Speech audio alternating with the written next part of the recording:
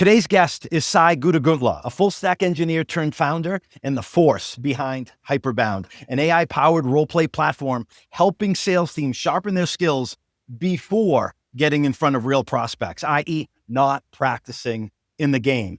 Now, Sai didn't come from sales. He built Hyperbound out of necessity. And during Y Combinator, he and his co-founder Atul, they struggled to pitch effectively. We've all been there. So they wrote a script to simulate practice calls. And one night in New York, they tested it and it clicked. Suddenly, they weren't asking for demos, they were giving them. Now, Hyperbound is being used by leading go-to-market teams to run cold call simulations, prep, discovery, rehearse objections, so reps can improve, again, without practicing in the game. We're going to dive into what real coaching should look like, why reps need to stop hiding behind email, and how managers can actually get their teams to use tools like Hyperbound to get better, faster, more productive, and more confident. We're also going to talk a bit about Hyperbound's partnership with Coachum. Welcome to Coach to Scale, how modern leaders build coaching cultures. I'm your host, Matt Benelli. Join me as we build a community of like-minded professionals who share the belief that effective coaching improves the performance of every team member. Our mission is to help leaders become better coaches. The Coach to Scale podcast is sponsored by Coachum, the world's first AI coaching execution platform that leverages evidence-based coaching to increase quota attainment. And with that, let's get started. Sai Guduguntla, welcome to Coach to Scale.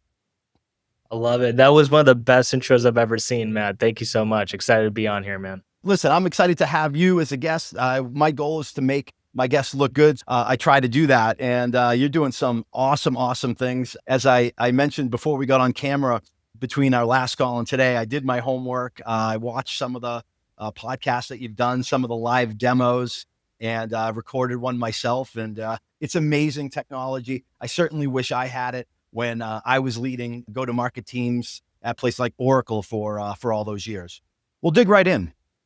So, Sai, what's a myth about sales managers coaching salespeople that you believe is misguided or maybe even complete BS?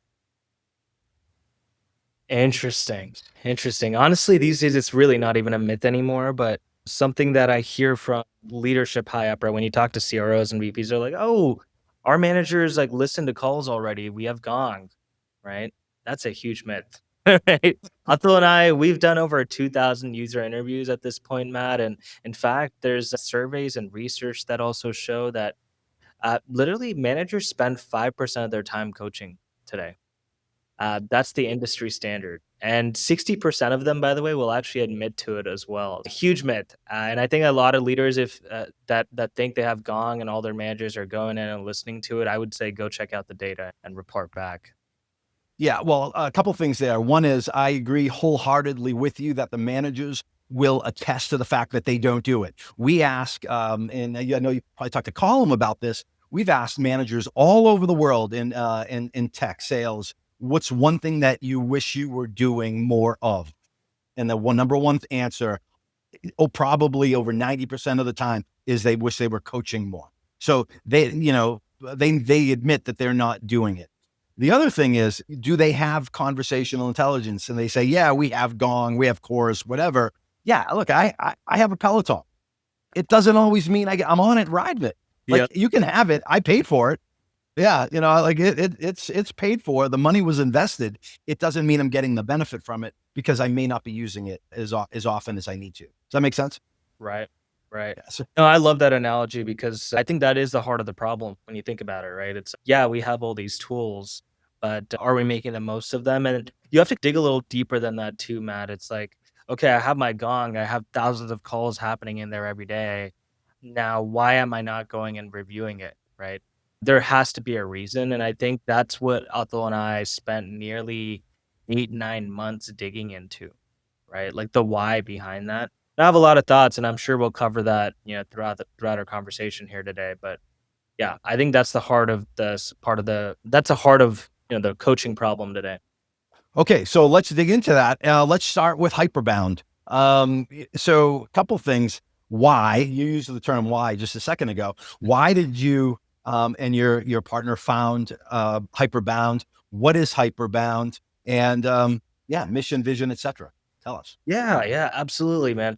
So, I think you mentioned this earlier, like some of the best products are built out of necessity.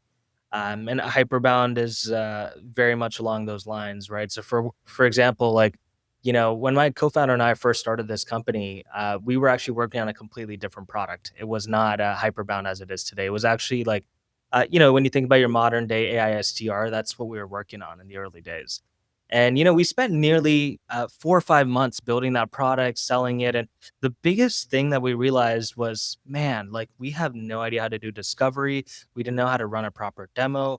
We had no idea how to run a negotiation, right? And we found ourselves on these calls with executives sometimes, and we would just drop the ball, right? Because of basic things that we were missing. So the first thing we did is we did what most technical founders tend to do. We went and built a script to help us practice like those objections, right? Those negotiations, those calls, right? Just to get the marbles out of our mouth. And it was a huge help over the course of 4 or 5 months because we only had a few at bats, right? Like we were working our asses off to get emails out, to get these meetings set on the calendar, and we did not want to screw them up. And I remember November 2023 specifically, we were at a conference in New York and we were sitting with a bunch of CROs at a round table. Don't ask me how. We were the only founders at this event, but somehow we got this golden opportunity. And one of the CROs turned to my co-founder, Matt, and he told him, so let me get this straight. You guys are engineers, right? You've never sold before. And over the course of the last 4 months, you basically got from 0 to 250K in ARR and have 10 customers already. Like, how is that possible? Right? He's like, "You've never sold before. It takes my reps 3 months to make their first sale." Right? And we were like, "Really? Like, is that?"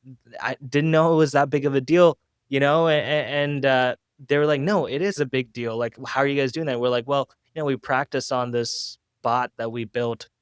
Not a big deal though."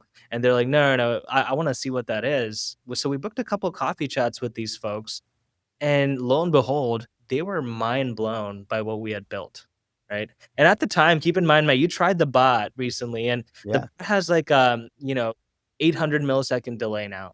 When we demoed it to these CROs, it was a 15-second delay. So you say something, wait 15 seconds, and then the bot responds. Oh, okay. Right, and even that blew people away because they didn't know that this technology was possible, right? And I think, my co-founder and I, we're builders. We've spent 10 years building so many different things. Nothing ever got the reaction that this product got.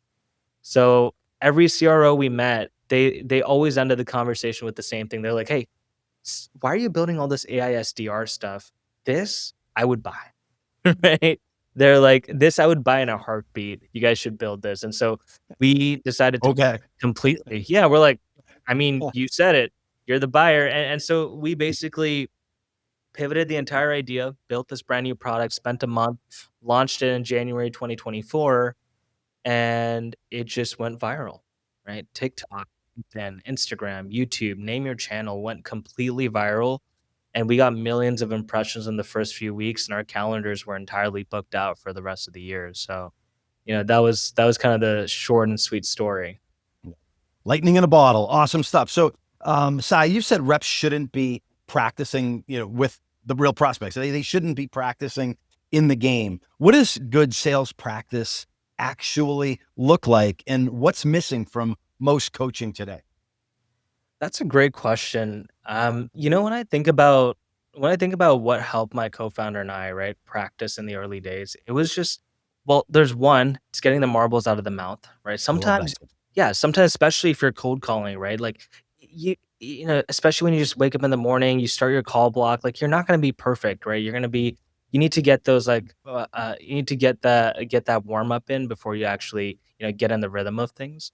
So that's one thing I think reps are missing today, right? And another thing is just like objective feedback, right? After every call. So it's like when you think about like today the way it works is you do a call and maybe like a week or two later, if you're lucky enough and you have a good manager, you jump on a one-on-one and they give you feedback, right? But there's no notion of instant feedback post call.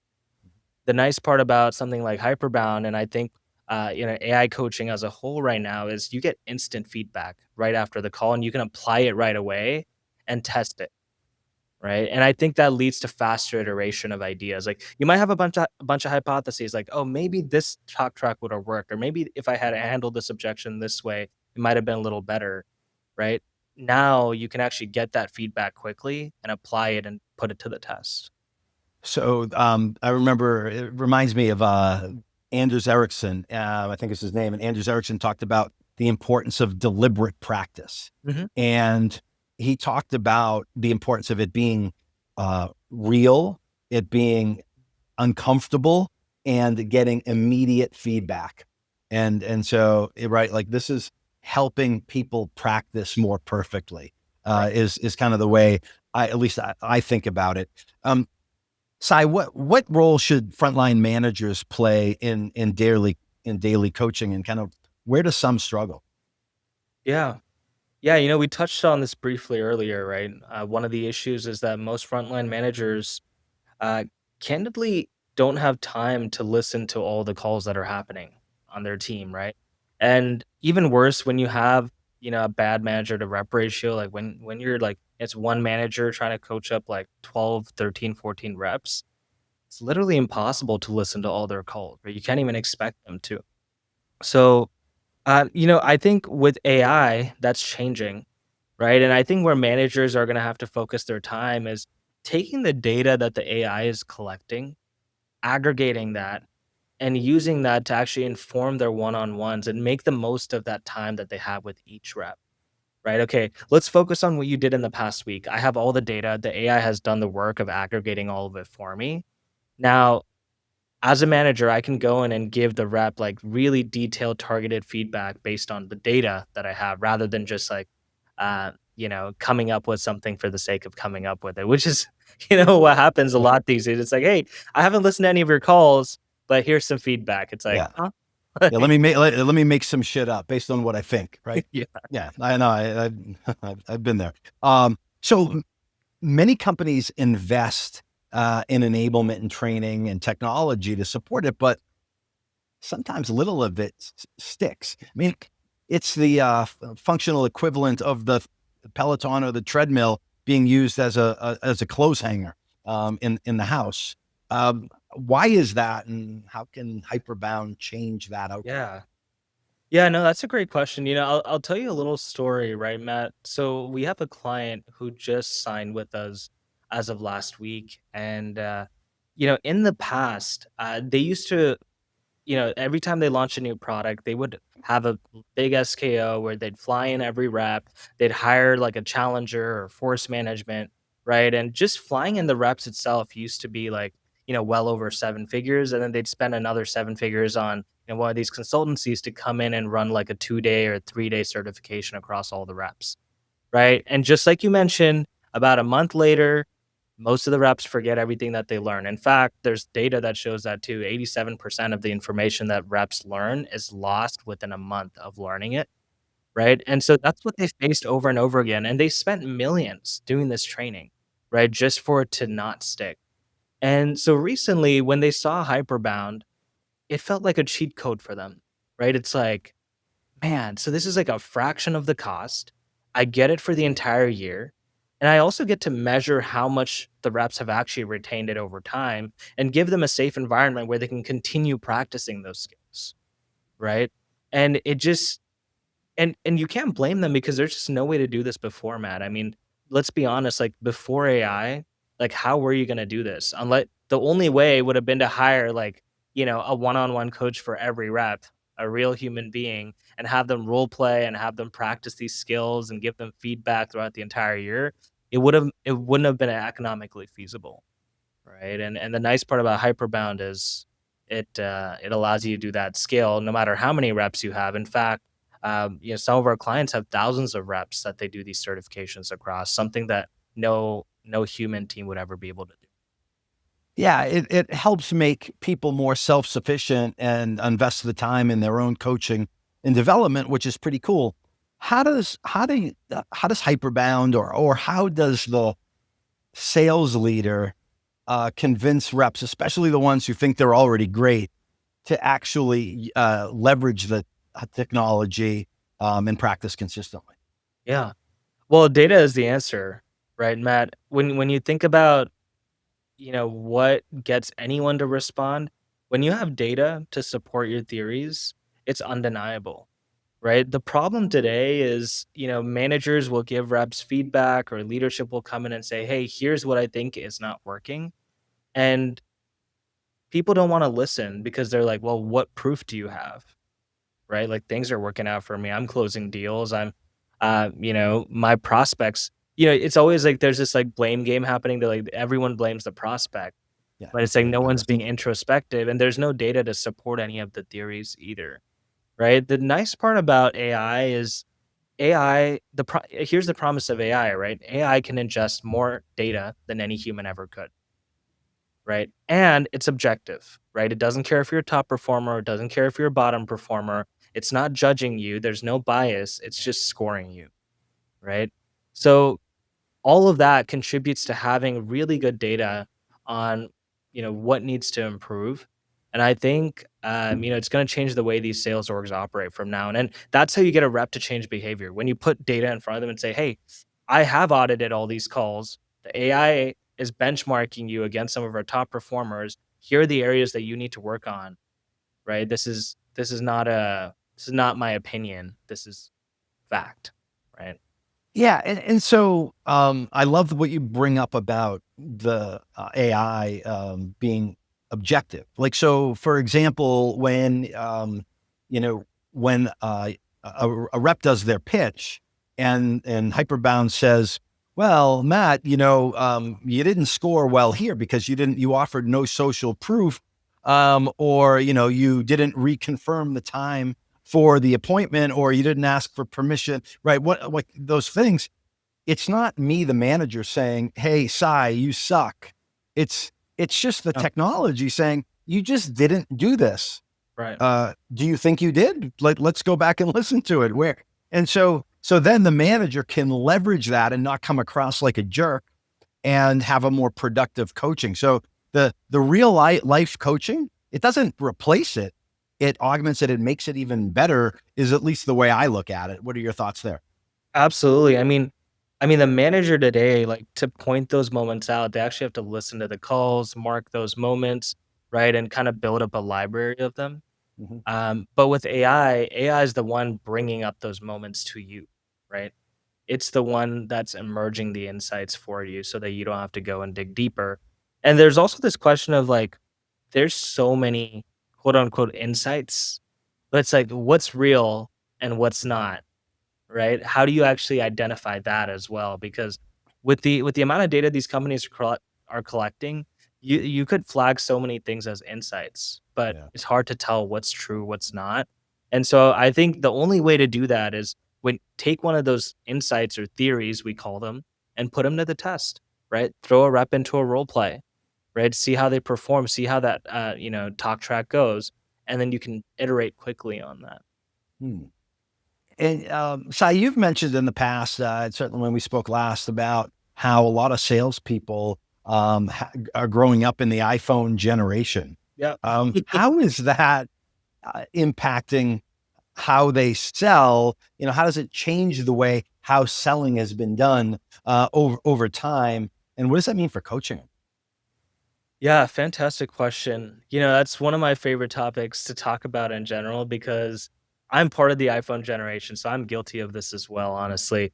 But for the viewers out there who don't know what the iPhone generation is, the idea is most of the reps today that are being hired into the field, they're in their mid 20s and they grew up their entire lives, on their phones, right? They've spent more of their life probably texting than talking to someone, you know and now you're asking them to cold call an executive like a CISO or a CTO and have, an executive conversation and have good business acumen and good sales acumen.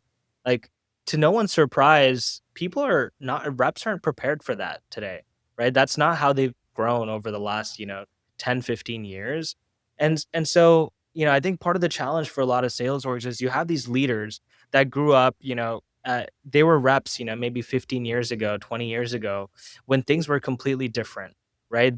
They're used to the phones, right? What sales was just picking up the phone, right? Or it was like traveling to see someone in person face to face. Now it's like Zoom, it's emails, it's texting, right? And so how do you get people to get back to the quote unquote old ways?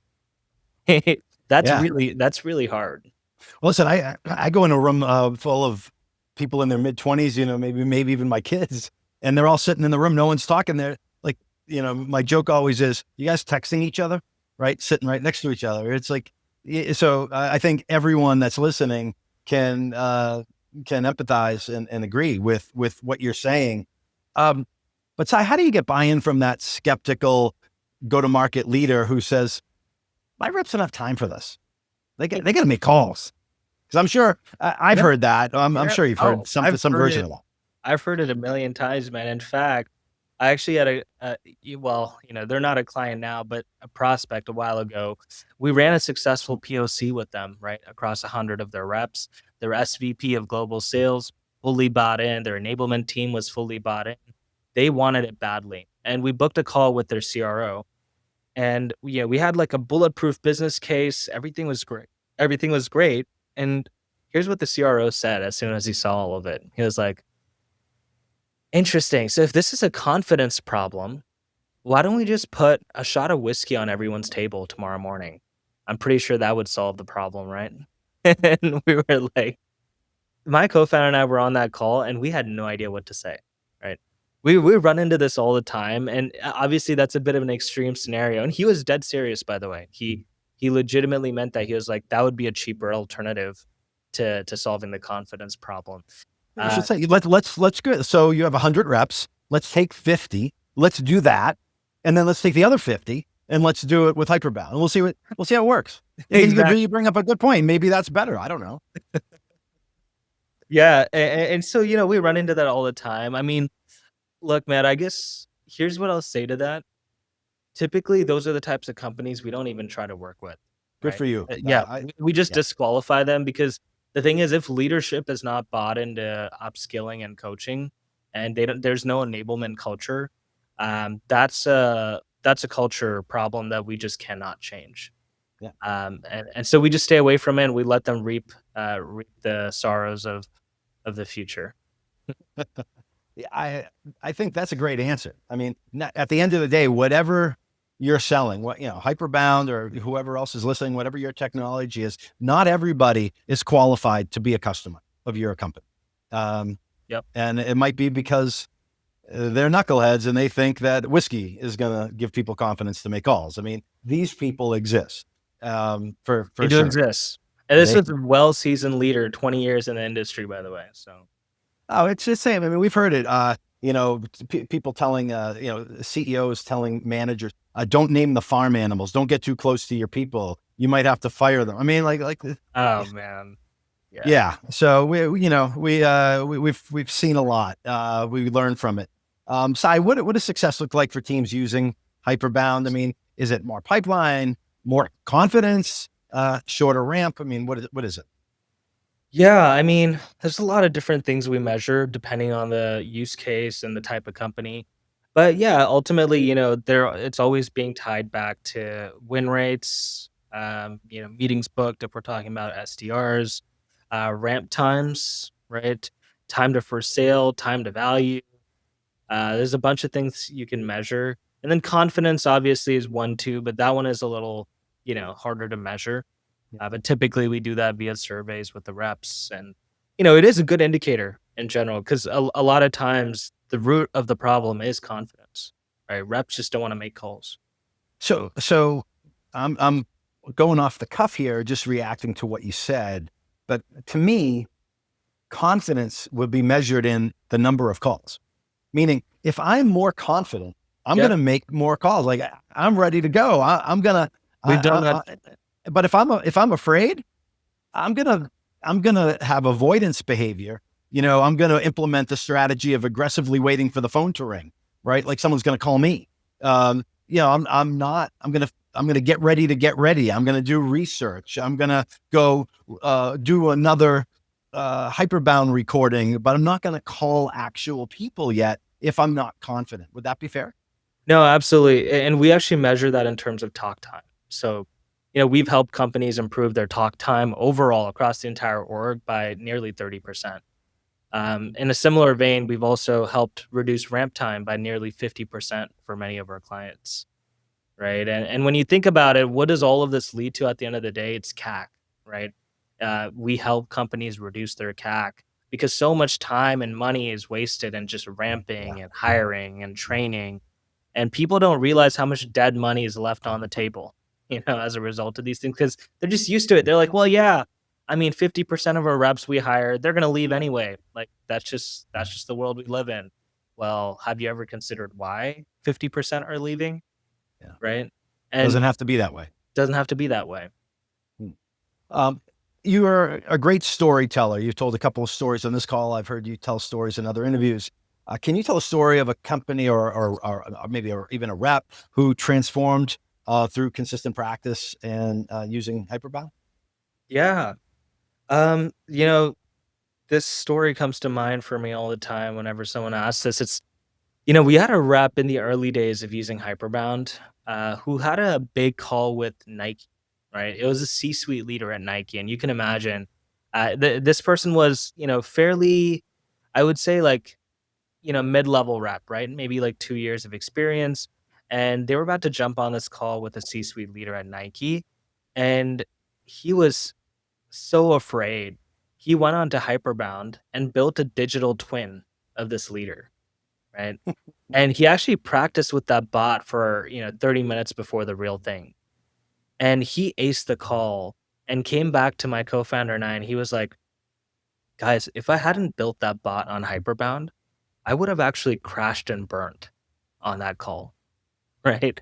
And he was like, "Every objection that came up, I had practiced before on Hyperbound." And he's like, "I am so glad I did that because I got all that practice in early."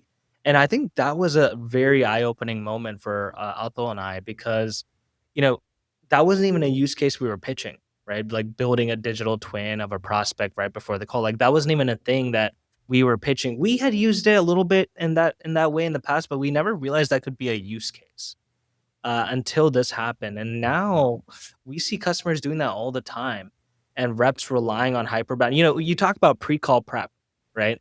What better way to do pre-call prep than actually practice what you're about to get into, right?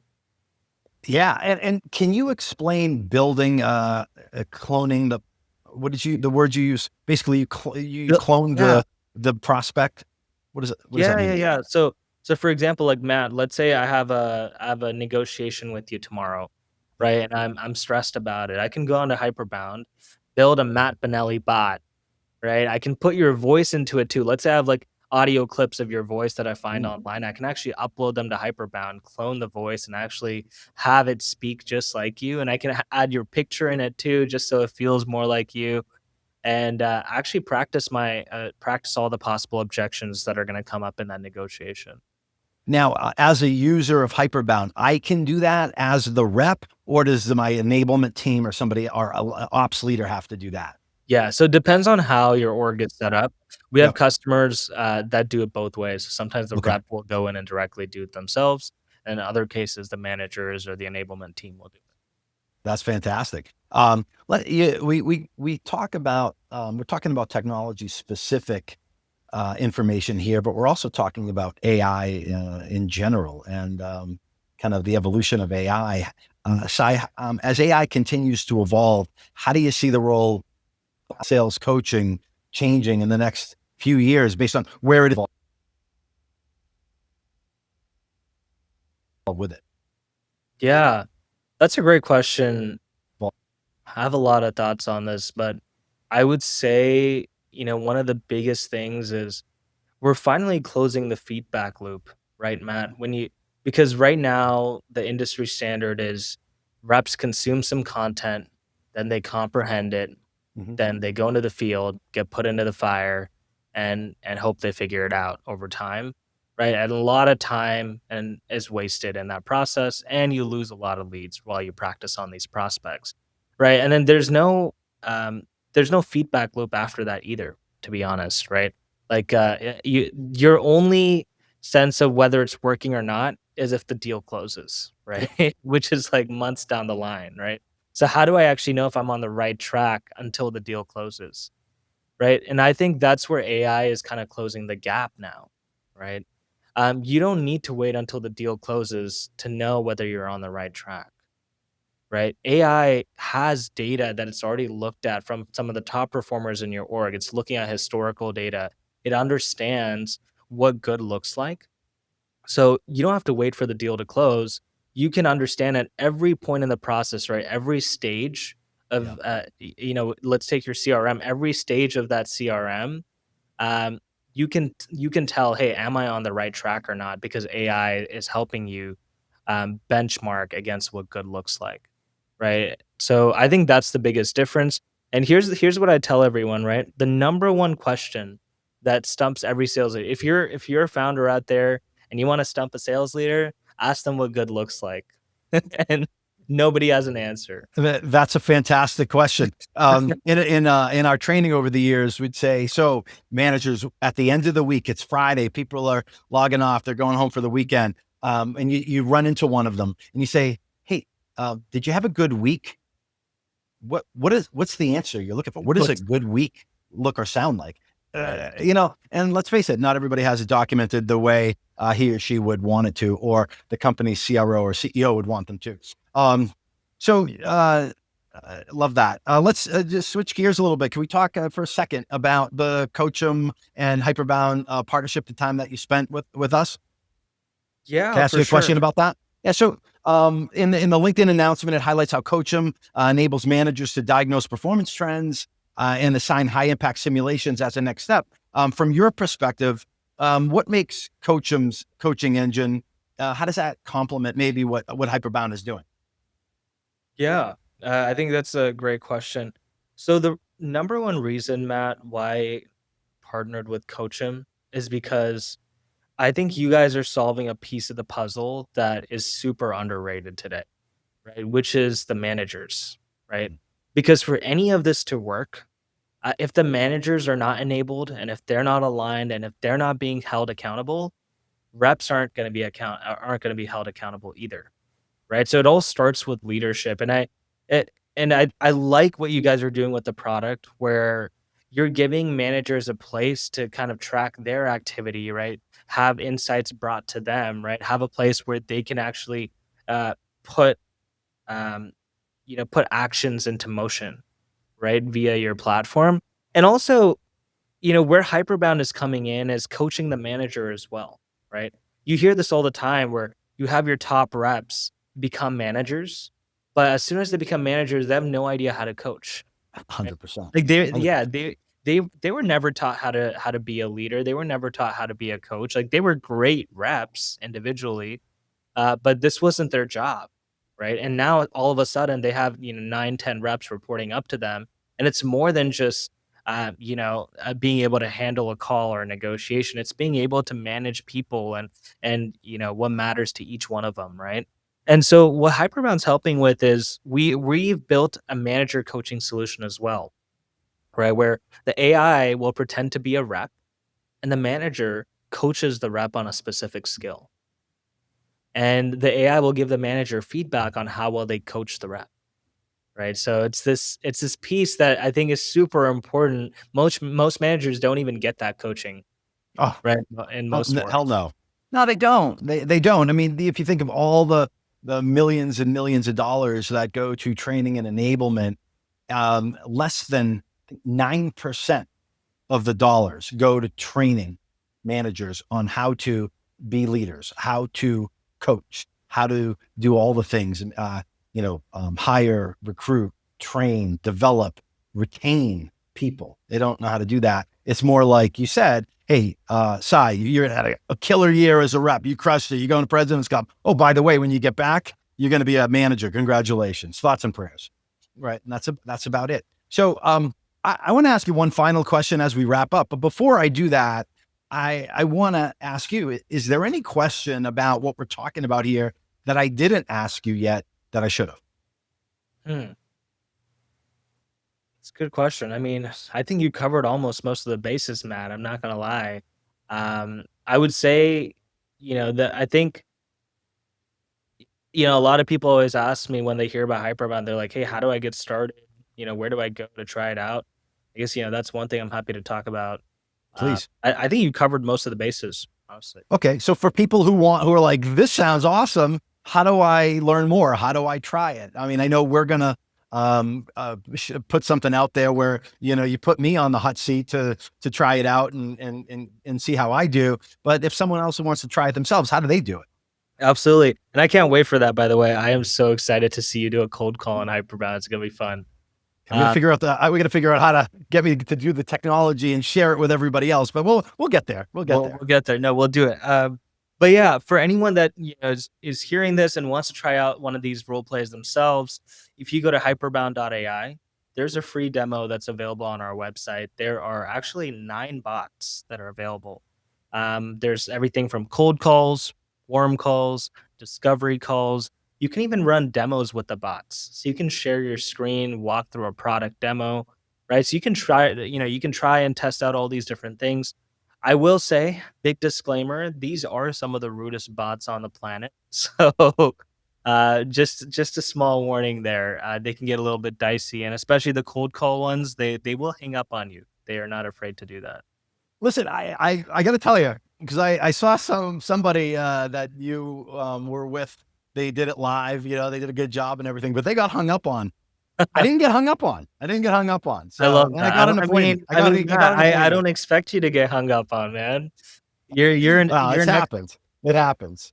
No, it's for everybody out there.